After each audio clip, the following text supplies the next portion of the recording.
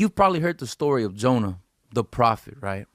And when most people preach the story of Jonah, they preach it in a way of Jonah was called and he didn't want to walk in his calling to preach. He was called to preach, but he was scared and he ran away from his calling. And I guess you can share it like that in a way.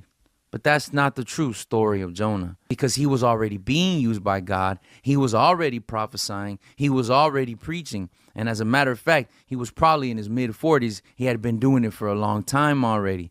The true story of Jonah is about a racist, prejudiced, full of hatred prophet that when God called him to preach to someone other than his own kind, Jonah, knowing the truth of God, knowing that if people will turn away from their sin, they will receive forgiveness. The people of Nineveh, they had fought against Israel, and they had captured many people of Jonah's kind, and they had killed them, persecuted them. They had put them with poles through their bodies, lining them amongst the streets all the way to Nineveh. I mean, these people were evil.